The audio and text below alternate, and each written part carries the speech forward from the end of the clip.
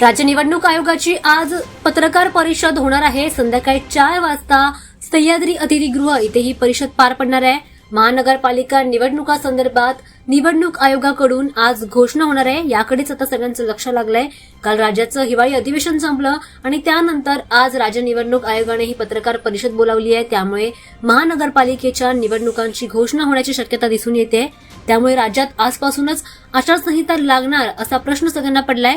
राज्यातील एकूण 29 महापालिका निवडणुकांसाठी प्रलंबित आहेत। त्यासोबत राज्यातील महानगरपालिका, नगरपालिका, जिल्हा परिषद आणि नगरपंचायत या स्थानिक स्वराज्य संस्थांच्या निवडणुकांची प्रक्रिया घेण्यासाठी सर्वोच्च न्यायालयाने आता राज्य सरकारला मुदतवाढ दिली होती। त्यानुसार आता राज्य सरकारला 31 जानेवारी 2026च्या आधी स्थानिक स्वराज्य संस्थांच्या निवडणुका घेण्याचे आदेश सर्वोच्च न्यायालयाने दिले होते।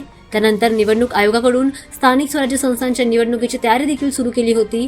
मात्र आता आज संध्याकाळी 4 वाजता ही पत्रकार परिषद आहे आणि त्यामध्ये काय निर्णय घेतला जाणार याकडेच सगळ्यांचं लक्ष लागलेलं पाहायला मिळतंय।